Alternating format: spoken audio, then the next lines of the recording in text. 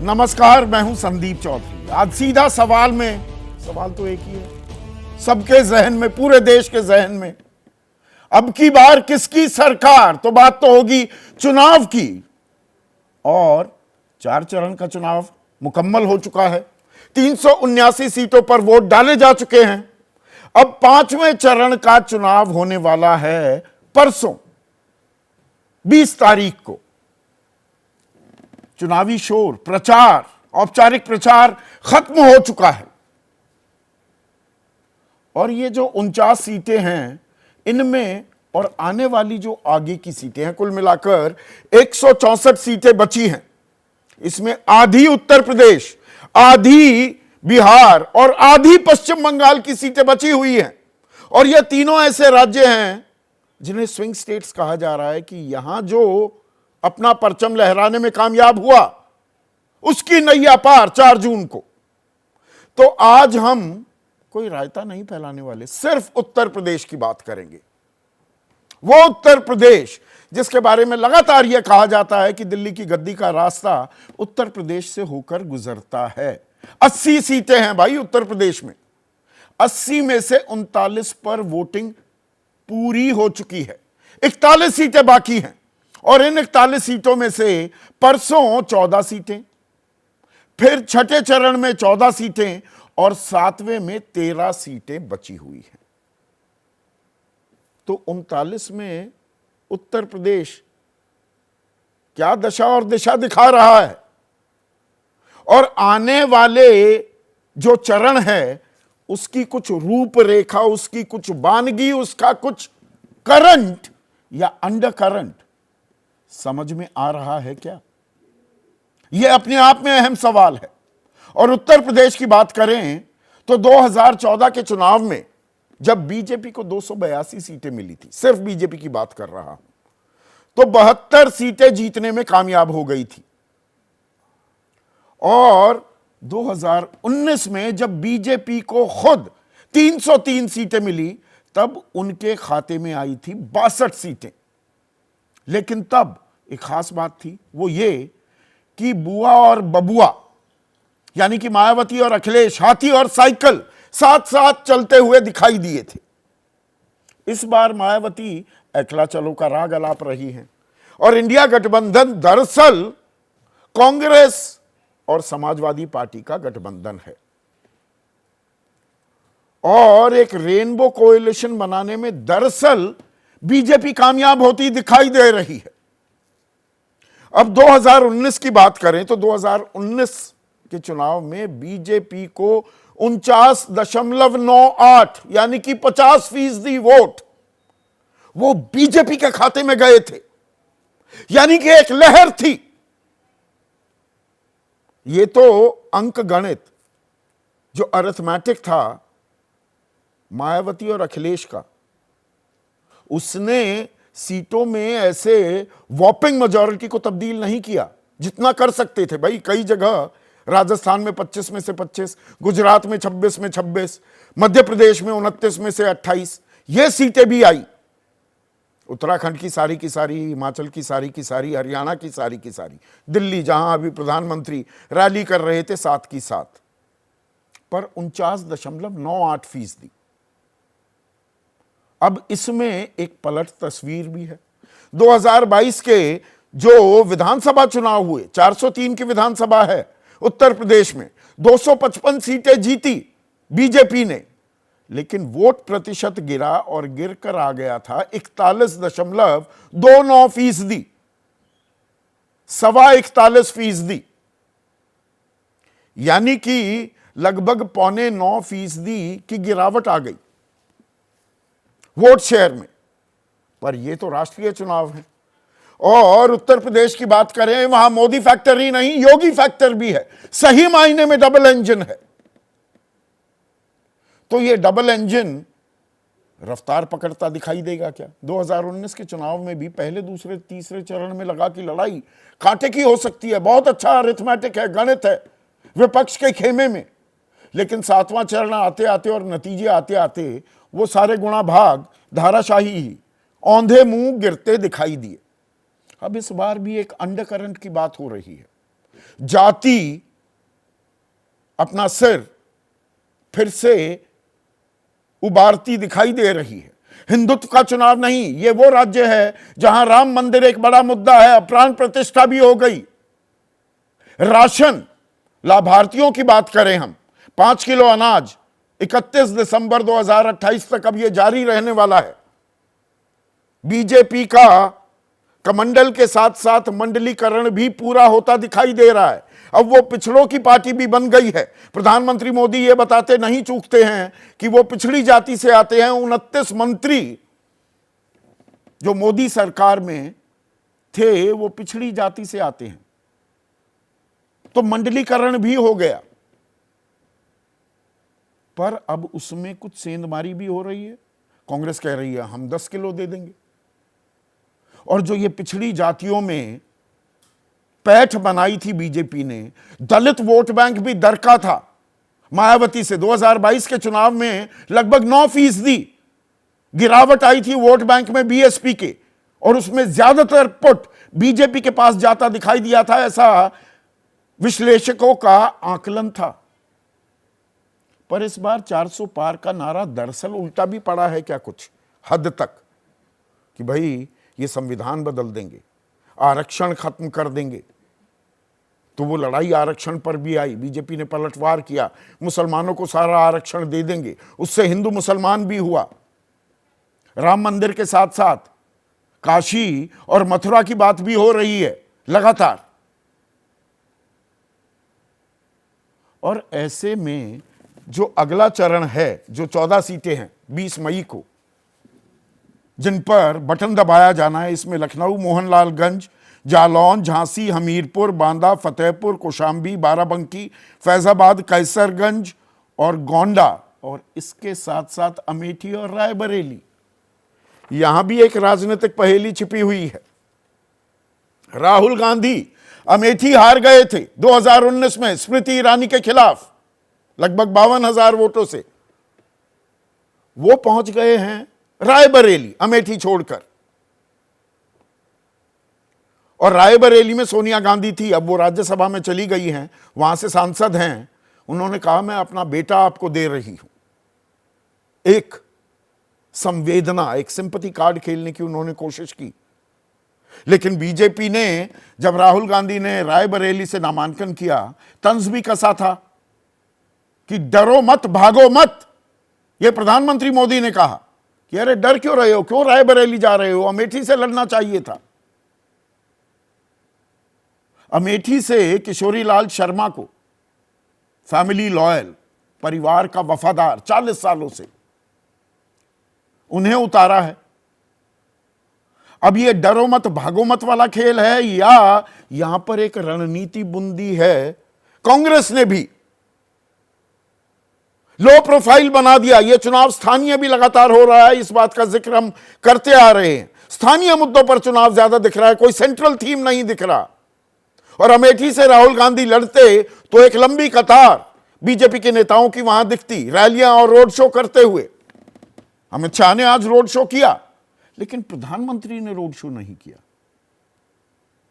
वो अमेठी की जीत को लेकर आश्वस्त हैं, या वहां कांटे की टक्कर हो रही है और वो रोड शो करके अपनी जिम्मेदारी वहां नहीं बांधना चाहते क्या? और रायबरेली और अमेठी, ये पहेली जो है, ये अगर अंदर खाने कुछ खेल कर रही है तो इसका इंपैक्ट आसपास की सीटों पर भी जाएगा। और आने वाले जो चुनाव हैं पूर्वांचल में बहुत सारी सीटें ऐसी थी जो 150, 200, एक सीट ऐसी थी, एक 819 के अंतर से जीती गई, कोई 5,000 से, कोई 10, कोई 15, ऐसी 7-8 सीटें थी।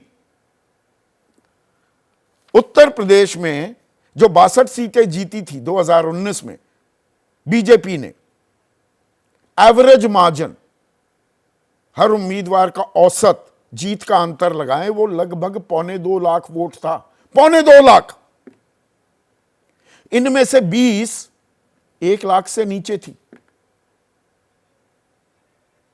16 ऐसी थी वो 50,000 से भी नीचे थी इन 20 में, और 42 1 लाख से ज्यादा अंतर वाली, 23 ऐसी थी जो 2 लाख से ऊपर भी, 5 लाख से ऊपर भी गए गाजियाबाद में। तो क्या कह रहा है यूपी का चुनाव? देश के वरिष्ठ पत्रकारों से आज इसी का आकलन करेंगे। ऐसे में आज का सीधा सवाल अब आपके स्क्रीन पर आ रहा है, दिल्ली पर कौन करेगा राज, या दिल्ली पर कौन राज करेगा, यह यूपी तय करेगा। और अमेठी रायबरेली, यहीं से सुलझेगी सूबे की पहेली। चर्चा में मेरे साथ इस पैनल में सबसे तजुर्बेकार, 50 साल से चुनावों को कवर कर रहे हैं, सीधी बात करते हैं, प्रभु चावला, वरिष्ठ पत्रकार, उत्तर प्रदेश से ही आते हैं, उत्तर प्रदेश की राजनीति पर पैनी नजर रहती है, आपका अखबार नाम का यूट्यूब चैनल भी चलाते हैं, प्रदीप सिंह, देश के सबसे बड़े चुनावी विश्लेषकों में से एक संजय कुमार, वरिष्ठ पत्रकार विनोद अग्निहोत्री,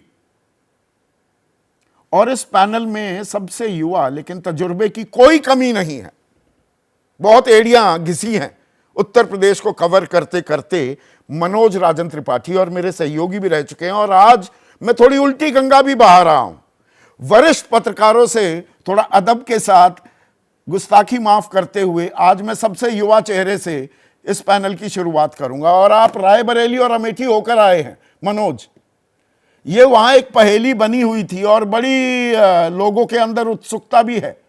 रायबरेली और अमेठी, ये पहेली जो है उत्तर प्रदेश के बारे में क्या कहती सुनाई दी आपको जब आप वहां थे? देखिए, बड़ी साफ सी और सीधे सवाल का सीधा सा जवाब होगा कि रायबरेली में वो सीटें हैं जहां पे 4 सीटें सपा की थी विधानसभा, लेकिन वो अब भाजपा में आ चुके हैं। लेकिन इन सब लोगों के बीच में जैसे मनोज पांडे हैं जिनको कल शामिल किया गया, ये वो व्यक्ति हैं जिनको कभी ये नहीं चाहेंगे कि दिनेश प्रताप सिंह की नेतागिरी उस इलाके में चले और मेरी नेतागिरी वहां कमजोर हो जाए। हालांकि अमित शाह उनको घर तक गए, उनको मनाया जाके। तो रायबरेली की जो सीट है, मैं बहुत आराम से कह सकता हूं कि उस सीट को आप कांग्रेस के पक्ष में मान सकते। ऐसा कहना नहीं चाहिए, वोटों की गिनती तक ऐसा नहीं कहना चाहिए, कोई बात नहीं। मैं सीधे सवाल का सीधा जवाब दे रहा हूं कि हाँ, वो सीट कहीं नहीं जा रही और लंबे मार्जिन के साथ कांग्रेस जीतेगी वो सीट। हाँ, रही बात अमेठी की, अमेठी में किशोरी लाल 40 साल से जरूर है, लेकिन किशोरी लाल का नेता वाला चोला नहीं है, कद नहीं है, वो नेता नहीं है, वो मैनेजर है। उन्होंने चाहे इतने सारे चुनाव के दौरान, जब सपा अपना कैंडिडेट नहीं खड़ी करती थी, बसपा अपना कैंडिडेट नहीं खड़ी करती थी सोनिया या राहुल गांधी के सामने, वो बहुत सारी चीजें मैनेज करते थे। बीच के ब्लॉक प्रमुख के चुनाव, प्रधानी के चुनाव, हर चीज वो मैनेज करते थे और हर चीज की जिम्मेदारी की पर्सन थे शर्मा केचर। इस बार वो प्रत्याशी बन के खड़े हैं, लेकिन हाँ, मैं आपको साफ बता दूं कि टक्कर कांटे की है, टक्कर कांटे की है जी, बिल्कुल टक्कर कांटे की है। वजह यह है कि जो अनुपलब्धता आम लोगों को राहुल गांधी से होती थी और जो वजह राहुल गांधी के अमेठी से हारने की थी, वही कुछ बीच के लोगों की वजह से अनुपलब्धता स्मृति ईरानी के भी खाते में जा रही है। लेकिन जैसे आपने राशन बताया, तो राशन 2 हिस्सों का है, एक केंद्र से मिलता है उत्तर प्रदेश में, दूसरा प्रदेश सरकार भी देती है। तो दो राशन मिलते हैं, सम्मान निधि मिलती है, आवास मिलता है, ये सब कुछ मिलता है। तो योगी और मोदी का कॉम्बिनेशन उस अमेठी में कांटे की टक्कर को भी एक तरफ झुकाता हुआ दिखाई देता है। तो मतलब स्थानीय मुद्दों पर बीजेपी पिछड़ती दिख रही है, प्रधानमंत्री मोदी का करिश्मा और योगी की उपलब्धियां वो कहीं नैया पार लगाती दिख रही हैं। तो ये कांग्रेस की जो रणनीति थी, बीजेपी ने तंज कसा, प्रधानमंत्री ने कहा डरो मत भागो मत, दरअसल क्या ये एक मास्टर स्ट्रोक भी साबित हो रही है कि अमेठी भी अटकती दिख रही है, सांसें अटकी हुई हैं बीजेपी की? संदीप, मैं इसको मास्टर स्ट्रोक नहीं मान सकता। मैं ये जरूर कह सकता हूं कि राहुल गांधी, मतलब सॉरी, माफ कीजिएगा, कांग्रेस ने यह तय किया है कि हम स्मृति ईरानी के खिलाफ एक ऐसा व्यक्ति लड़ाएंगे जो अगर चुनाव जीतता है तो उस हार से बड़ा संदेश हम आपको दे सकते हैं। लेकिन जैसे मैंने आपको रायबरेली का रिजल्ट बताया, वैसे ही आपको यह बता सकता हूं कि भले ही मार्जिन कम हो जाए, चीजें थोड़ी ऊपर नीचे हो जाए, लेकिन अंततः योगी और मोदी का जो कॉम्बिनेशन है, जो चीजों को, जो वहां पे चीजें दी जा रही हैं, राशन वगैरह जो मैंने आपको पहले ही बताया, उन चीजों की वजह से अंततः ये रिजल्ट एक बार फिर बीजेपी के ही खाते में जाने की तो स्थिति क्या बन रही यही है। इस बात को लेकर आश्वस्त है क्या बीजेपी? प्रधानमंत्री Modi he is a tireless campaigner, मतलब 130 से ऊपर, आखिरी जो मैंने आंकड़ा गिना था अब उसमें इजाफा हो गया होगा, 2 दिन पहले रैलियां और रोड शो गिनूं तो 130 कर चुके हैं प्रधानमंत्री मोदी। पर अमेठी नहीं गए, रायबरेली चलिए समझ में आता है कि ना जाएं, क्यों हाई प्रोफाइल बनाए, अमेठी नहीं गए और आज अमित शाह वहां दिखाई दिए। ये कोई रणनीति दिखती है इसके पीछे? जी बिल्कुल, मैं इस चीज के सोर्सेज नहीं खोलूंगा आपसे, बस केवल इतना जरूर कह सकता हूं कि वास्तव में टाइम के लिए उपलब्धता थी, प्रधानमंत्री नरेंद्र मोदी की उपलब्धता थी, लेकिन अंततः यह फैसला किया गया कि उनकी व्यस्तता को अगर किसी और सीट पर मोड़ दिया जाए तो ज्यादा बेहतर होगा, और यह कॉन्फिडेंस दिलाया गया कि हम इस सीट को जीत लेंगे, लिहाजा अमित शाह को वहां पे रोड शो करने के लिए नहीं, ये भेजा गया। तर्क जो है, एक मिनट मनोज, मैं तर्क नहीं दे रहा हूं, मैं एक आपको सेकंड, अंदर की नहीं खबर नहीं, बता मैं दर्शकों की सहूलियत के लिए, गाजियाबाद सबसे बड़े अंतर से कोई सीट जीती बीजेपी ने 2019 के चुनाव में, वो गाजियाबाद थी। गाजियाबाद में प्रधानमंत्री रोड शो करते हैं और यहां पर कि नहीं, यहां ऐसी कोई खास जरूरत नहीं। अमेठी तो 52,000 से जीती थी ना। हाँ बिल्कुल बिल्कुल, मैं आपको अंदर खाने की खबर बता हाँ, रहा हूं कि वहां पर यह था कि क्या उनका रोड शो कराया जाए।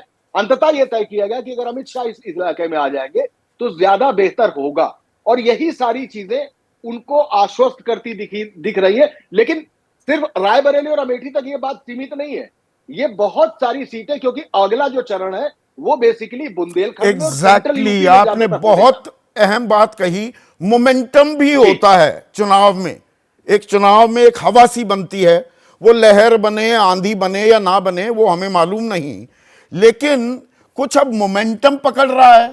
प्रभु चावला इतने सालों से चुनाव को पकड़ते आए हैं, अब चुनाव कुछ मोमेंटम ले रहा है, कुछ हवा, कुछ करंट दिख रहा है, या अभी भी अंडर करंट वाली कहानी ही चलती दिखाई दे रही है? नहीं, अंडर करंट तो है, कहीं भी जाइए, मैं भी घूम के काफ़ी जगह आया हूँ, और अंडर करंट तो बहुत है। परंतु इलेक्शन जो है फाइनल दौर में चला गया है, अब काफ़ी 100 से ऊपर सीटें बची हुई हैं कि बीजेपी वाले ये मान के चल रहे हैं कि उनकी तो ऑलरेडी मेजोरिटी आ चुकी है। परंतु अमेठी दोबारा आपने कहा, अमेठी और रायबरेली से जोड़ दिया कि ये 2 सीटें थी जो कांग्रेस पार्टी जीतते रही है हारने के बाद भी। अमेठी के बारे में आपको एक इन्फॉर्मेशन और दे दूं कि अमेठी 2014 के अंदर भी राहुल गांधी हार जाते। मैं ऑन रिकॉर्ड कह रहा हूं इसलिए क्योंकि 2014 का जब स्मृति ईरानी वहां से हारी थी थोड़े वोटों से, तो मुलायम सिंह यादव ने मेरे को अपने एक इंटरव्यू में, आपके उस वक्त मेरे साथी थे दूसरे किसी चैनल में, उसमें एक इंटरव्यू में कहा था कि मेरे को सोनिया गांधी ने 2 दिन पहले फ़ोन किया चुनाव से और कहा कि अपने कैंडिडेट को विड्रॉ करिए और हमारे फेवर में वोट डालिए। समाजवादी पार्टी के सारे वोट 2 दिन पहले कांग्रेस के राहुल के फेवर में चले गए थे, इसलिए राहुल गांधी 2014 में जीत गए थे।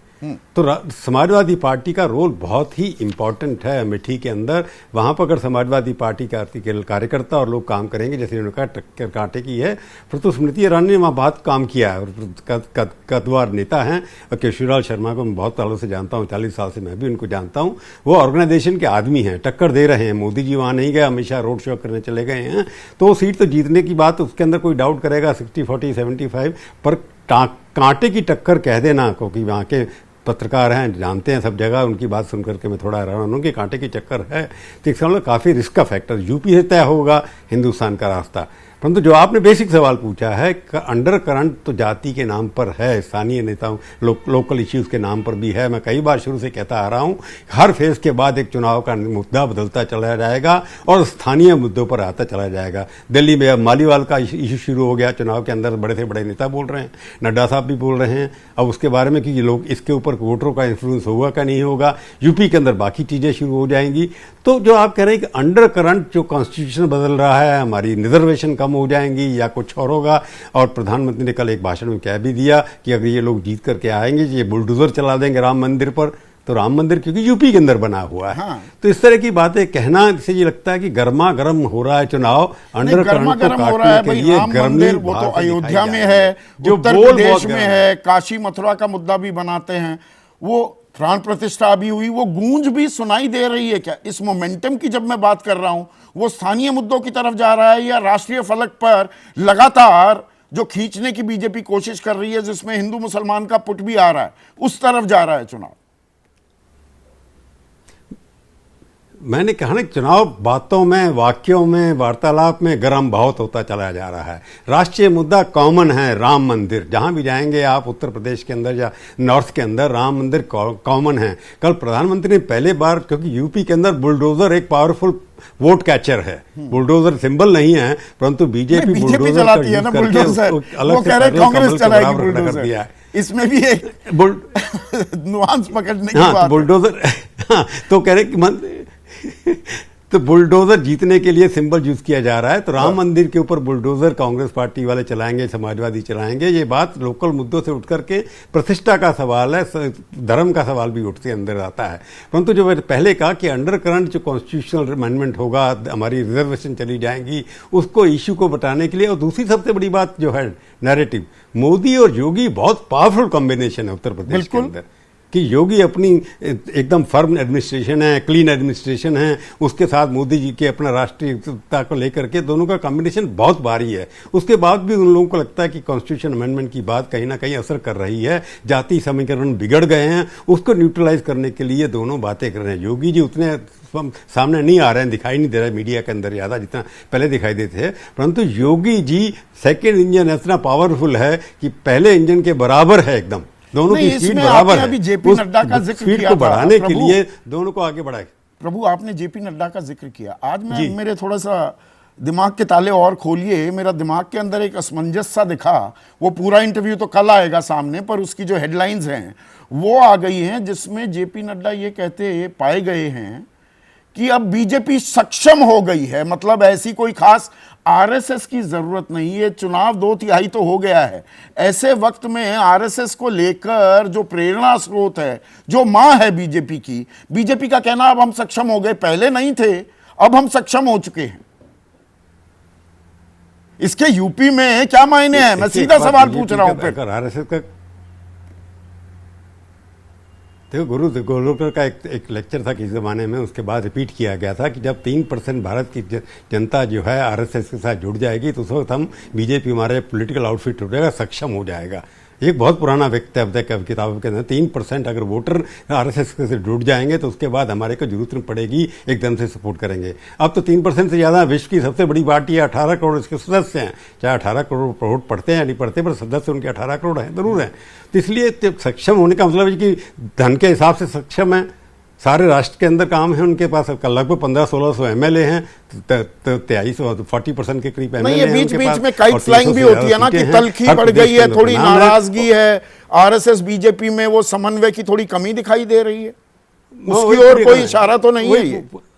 वही पूरा करने जा रहा कि मैं वही बात कर रहा हूं, क्योंकि आरएसएस कभी भी व्यक्ति के ऊपर डिपेंड नहीं करती। मैंने पहले भी कहा था, जब अडवाणी जी अध्यक्ष थे, पाकिस्तान से वापस आए थे, उनके यहाँ बर्थडे सेलिब्रेशन था, उसमें मोहन भागवत भी थे, उसके 5 दिन के बाद उनको अध्यक्ष पद से हटा दिया गया था। तो आरएसएस वाले अपने हिसाब से काम करते हैं, परंतु मोदी जी ने आरएसएस का एजेंडा पूरा कर दिया है। मोदी जी आरएसएस कभी भी व्यक्ति पूजा में विश्वास नहीं करते, बिल्कुल। उनके लिए व्यक्ति आते रहते हैं, जाते रहते हैं। पॉलिटिकल संगठन उन्होंने खड़ा कर दिया है, वो अपने आप चला रहे हैं। जब आरएसएस को लगेगा पॉलिटिकल संगठन जो है वो हमारे हिसाब से नहीं चल रहा, तो अपने हिसाब से रिएक्ट करेंगे जब भी उनको करना हो। इस वक्त आरएसएस से खुश ज्यादा कोई नहीं हो सकता कि आरएसएस का एजेंडा जो 50 साल में कभी नहीं पूरा था, वो जितना पूरा मोदी सरकार में हुआ है उतना कभी नहीं हुआ। प्रदीप सिंह, आपने ही ये करंट अंडर, हाँ, करंट और अंडर करंट 2 शब्द मैं काफी दिनों से इस्तेमाल कर रहा हूं, शुरुआत आपने की थी। आपने एक और बात कही थी मेरे कार्यक्रम में कि भाई इस चुनाव में राम, राशन और एक और आपने उसका जिक्र किया था। अभी उसी के इर्द गिर्द चल रहा है चुनाव, या चुनाव राजनीति का ऊंट कुछ करवट भी ले रहा है उत्तर प्रदेश में?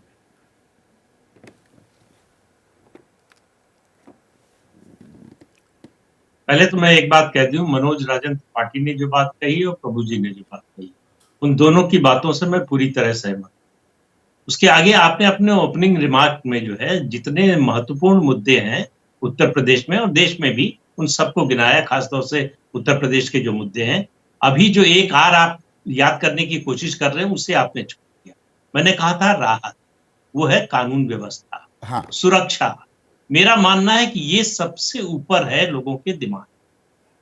से महिलाओं की, जिस तरह से सुरक्षा का उनको अनुभव हो रहा है, खासतौर से महिलाओं लड़कियों का घर से बाहर निकलना जिस तरह से जो है निर्भय हो गई है, उसका बहुत बड़ा असर है।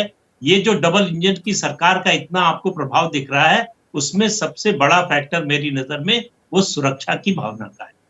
तो उत्तर प्रदेश में मैंने जो शब्द इस्तेमाल किया था कि जो है वो एक वेव चल रही है, साइलेंट वेव, मैंने शब्द इस्तेमाल किया था, उस पर मैं अब भी कायम हूं।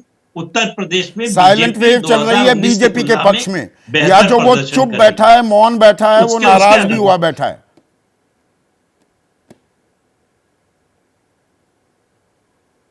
देखिए, जो भी प्रो इनकम्बेंसी का वोटर होता है वो चुप बैठा रहता है, उसको कुछ बोलने की जरूरत नहीं होती, क्योंकि वो वोट तय कर चुका होता है। नहीं, हमने पिछले चुनाव देखे प्रो इनकम्बेंसी में सड़कों पर जय मोदी मोदी के जयकारे इतने गूंजते थे, वो इस बार थोड़े मध्यम, क्या कहूं, थोड़े और कम होते दिखे, मध्यम भी नहीं। वो जोश, वो उत्साह नहीं दिख रहा कि सड़कों पर खड़े होकर, भाई अगर आप बीजेपी मोदी के खिलाफ कुछ बोल दो तो घेराव हो जाता था, वो इस बार नहीं दिख रहा है।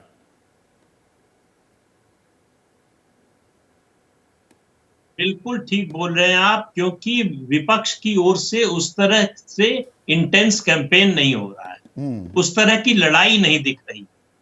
ये चुनाव लोगों को परसेप्शन के लेवल पर एक तरफा दिख रहा है, भले ही नतीजे में ऐसा ना आए, लेकिन परसेप्शन के लेवल पर एक तरफा दिख रहा है। उसकी वजह से आपको वो ऊर्जा, वो इंटेंसिटी जो है वो दिखाई नहीं दे रही है। और दूसरी बात यह है कि उत्तर प्रदेश में 2019 और 2024 की तुलना करें तो सामाजिक समीकरण जो गठबंधन था उस समय एसपी, बीएसपी और आरएलडी का, वो ज्यादा मजबूत था। इस बार बीजेपी का ज्यादा मजबूत है। उसको मजबूत किया था अखिलेश यादव ने 2022 में विधानसभा में, लेकिन वो संभाल कर रख नहीं पाए। उसका फायदा उठाया भारतीय जनता पार्टी ने। तो जातियों के समीकरण की दृष्टि से देखें तो बीजेपी 2019 की तुलना में ज्यादा मजबूत है। अगर हम कांग्रेस की बात करें, आपकी बात बिल्कुल जायज है, जो समाजवादी और बीएसपी का गठबंधन हुआ था, अरिथमेटिक उनकी तरफ था। अब आज की तारीख में कांग्रेस 2.36% पर सिमट गई 2022 के विधानसभा चुनाव में।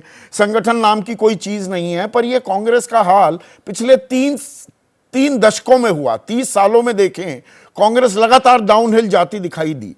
पर क्या कुछ एक वही अंडरकरंट में शब्द, आपका ही शब्द इस्तेमाल करूंगा, 2009 में 21 सीटें भी ले गई थी कांग्रेस इसी उत्तर प्रदेश में।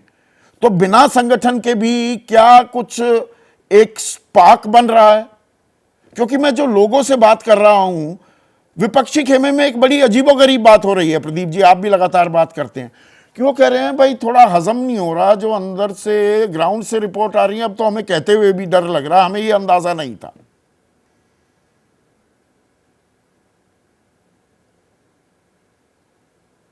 नहीं, मुझे तो ऐसा नहीं लग रहा है। देखिए, उत्तर प्रदेश में कांग्रेस का मतलब है रायबरेली और अमेठी, उसके बाहर कांग्रेस कहीं नहीं।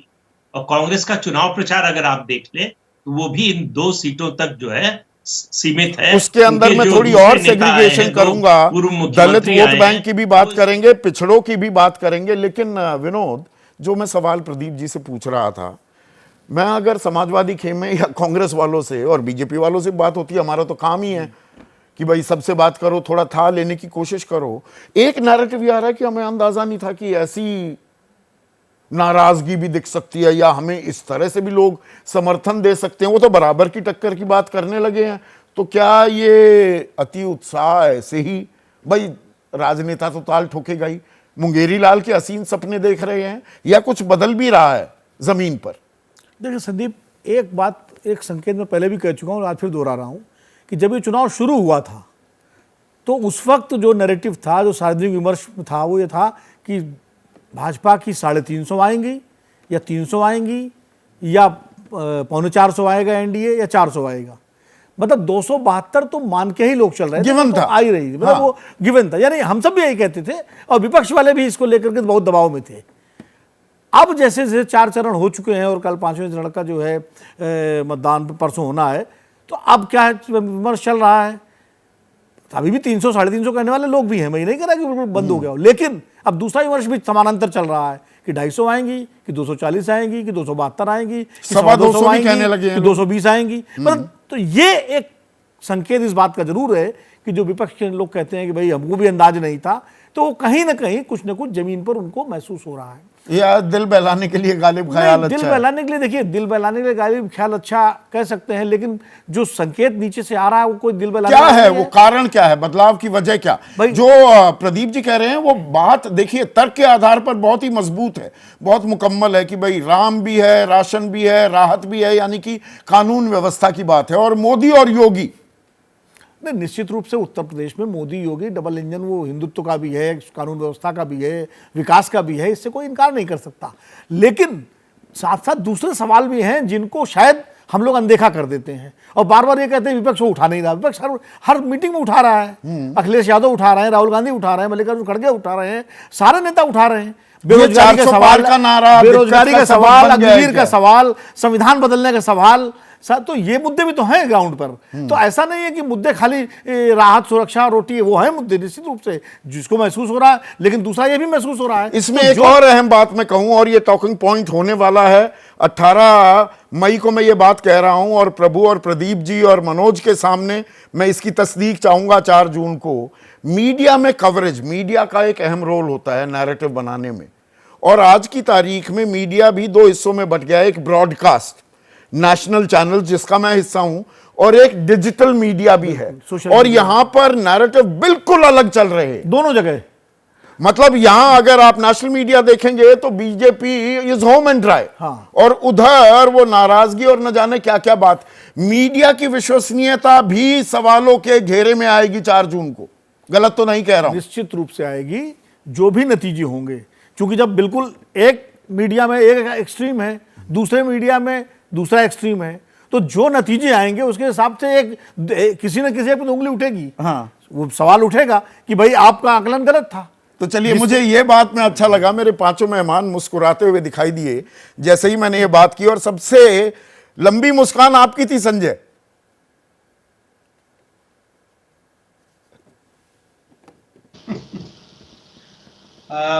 नहीं, मुझे लगता है कि मीडिया की बात चर्चा हो रही है कि मीडिया भी कटघरे में खड़ा किया जाएगा मीडिया को।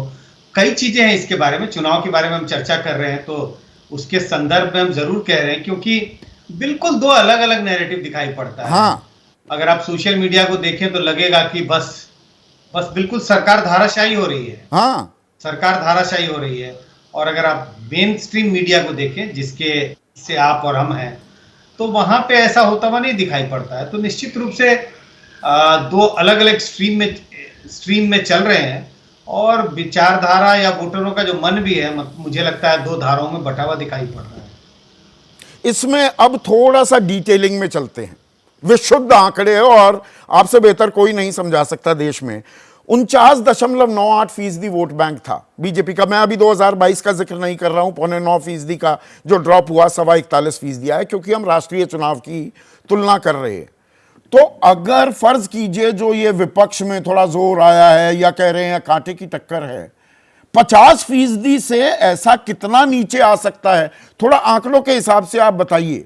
अगर हवा बदलनी है, हर चीज का एक मोमेंटम होता है। आप 15% वोट ले लें, 18 ले लें, पता लगा 2-3 सीट ही आई, पर आप 23-24 को पार कर जाते हैं तो वही 2-3 सीट 40-50 या 60-70 में भी हो सकती हैं। तो वो थ्रेशोल्ड मार्क्स क्या हैं जिन पर आपकी निगाह होगी?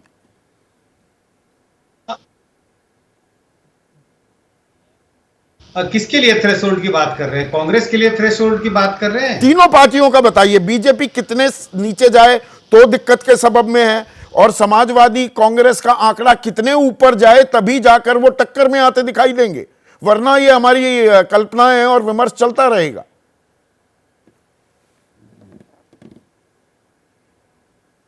अब सवाल यह है कि हम टक्कर किसको मानते हैं। अगर आप ये कहें कि समाजवादी पार्टी और कांग्रेस 8-10 सीटें जीत जाए, इसको टक्कर मानते हैं, तो इसकी संभावना बनी रहेगी। इसकी संभावना मुझे लगता है बनती हुई दिखाई पड़ रही है। अगर हम 2019 से तुलना करें, तो जब चुनाव शुरू हुआ था, जब राम मंदिर में प्राण प्रतिष्ठा का कार्यक्रम हुआ, उस वक्त लगता था कि बीजेपी की एकदम आंधी सी चलेगी, ऐसा उस समय लगता था। और मुझे तो जरूर लगता था ऐसा।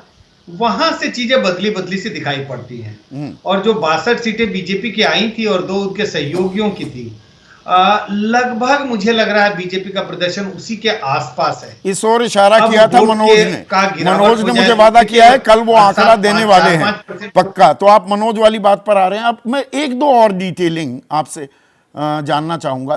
दलित वोट बैंक एक बड़ा वोट बैंक, बहुत विमर्श हो रहा है जमीन से, बहुत ये खबरें आ रही हैं। मैं जितने अपने सहयोगियों से बात कर रहा हूं, साथी पत्रकारों से बात कर रहा हूं, कि दलित वोट बैंक में एक आरक्षण को लेकर ये 400 पार का नारा ये उल्टा पड़ा है, वो थोड़ा सा खौफजदा है और वो विपक्षी खेमे में जाते दिख रहे हैं। पिछड़ों में भी सेंधमारी की आशंकाएं, स्ट्रोक संभावना, जो भी शब्द आप इस्तेमाल करें, अलग अलग खेमे अलग अलग करते हैं कि भाई 5 निषाद को, 5 शाक्य को, 7 कुर्मियों को वोट दे दिया तो सोशल कोएलिशन भी, सीट डिस्ट्रीब्यूशन विपक्षी खेमे की थोड़ी ठीक साबित होती दिखाई दे रही है। ये जो वोट सेग्रीगेशन है, कास्ट सेग्रीगेशन है, वो देखिए, कितना एक चीज इंपॉर्टेंट तो है? जरूर है कि